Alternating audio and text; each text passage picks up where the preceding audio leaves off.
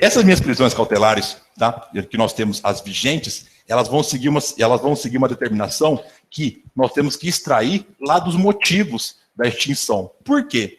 Se eu posso prender alguém cautelarmente, tá?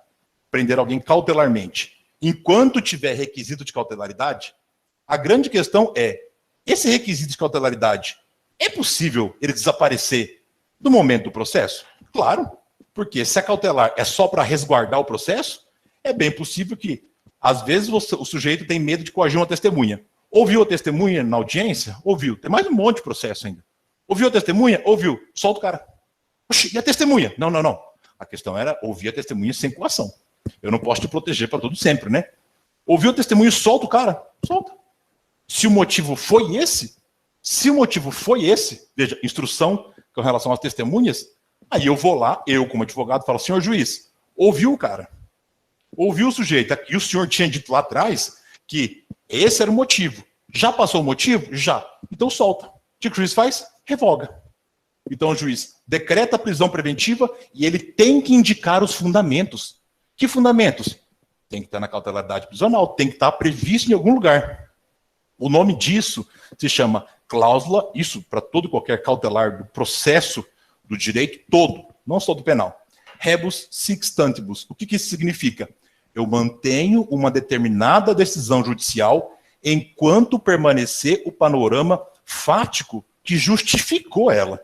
Então, o juiz viu que tinha alguns fatos que, veja, fatos, não possibilidade. Fatos, o cara coage testemunha, o cara liga ameaçando, já mandou ligação, já mandou print de WhatsApp ameaçando a mãe, tiro. O cara é o terror, o cara é o João da meia-noite. Né? O cara é o terror. Aí a testemunha falou, eu fui ameaçada. É bem provável.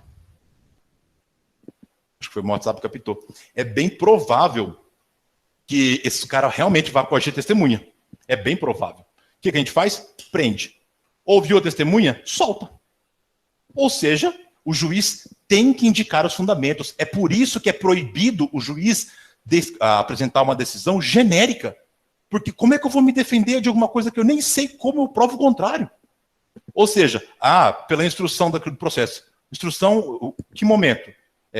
Provas, questão física, entregar os formulários, coagir testemunha, é o quê? É por isso que é proibido ter decisão genérica. Porque eu não sei, rebus sic stantibus, eu não sei em que momento eu vou pedir para revogar. Essa é a ideia. Por quê? Porque a prisão cautelar, ela visa resguardar o processo. Não é proteger a testemunha. Ele visa resguardar o processo ou visa resguardar ter alguma utilidade para o processo. Passou aquilo, encerra. Porque eu não posso prender o sujeito sem ter um título definitivo. É por isso que é importantíssimo nós termos o motivo da decisão. Tendo isso em mente, ou seja, quais são os motivos da minha prisão preventiva? E aí que está. Quais são os requisitos de cautelaridade? Como que eu posso saber o que eu tenho que alegar para o juiz? Depende. O juiz tem que abrir para você a decisão, o decreto de prisão preventiva. Ele não pode alegar qualquer coisa. Ele tem que alegar e demonstrar com os fatos. Não é pela questão da possibilidade. Possível, óbvio que porque o legislador previu. Né? Não é nenhuma lacuna legislativa. Então, se o juiz colocou um argumento, ele tem que demonstrar em fato com relação a mim, não é com relação a qualquer pessoa. Ou seja, de que forma eu fiz isso para o senhor?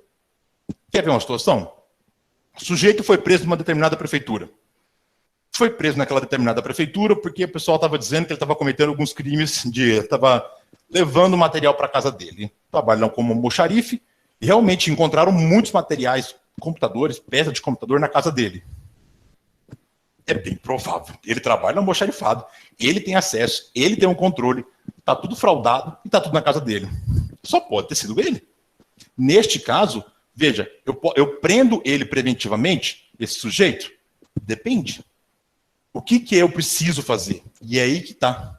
Não é porque é possível decretar a preventiva que o juiz tem que decretar a preventiva. Porque se eu pretendo fazer alguma coisa, eu vou encher o cárcere. Tá? Eu estou reclamando que a cadeia está cheia e vou mandar mais gente presa cautelarmente para lá? Será que não tem um outro jeito de eu diminuir essa desgraça, essa caixa de Pandora? Tem como eu fechar isso de uma outra forma? Tem. E aí que tá. Prendi o sujeito. Imagina uma audiência de custódia.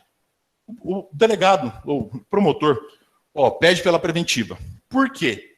Porque o sujeito coage testemunha, porque o sujeito faz isso, porque o sujeito faz tal coisa. Tem alguma forma de eu proteger, de eu fazer com que ele não coaja a testemunha? Cara, é pelo WhatsApp, é qualquer celular. Putz, esquece. Vamos cortar o celular? Será que adianta? Não sei. E o funcionário da prefeitura? Será que é necessário prender ele? E se eu afastar ele do cargo? Ele não vai ter mais acesso aos computadores. Veja-se, com relação àquele funcionário, eu consegui cessar e eu não prendi. Então, não é porque dá para prender que o juiz prende. O juiz precisa dizer o seguinte: dá para prender. Além disso, o legislador deu no artigo 319, que a gente já vai ver, várias possibilidades para eu não prender. Eu não consigo usar nenhuma, por isso, eu não consigo usar nenhuma. Logo, só me resta prender.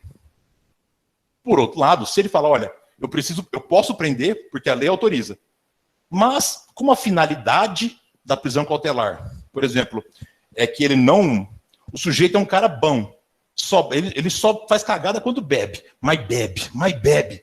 Ou seja, vamos afastar esse cara do bar, põe uma tornozeleira nele, impede porque ele sai, dá para monitorar ele eletronicamente, vai prender o cara, só não deixa ele entrar no momento que ele beba.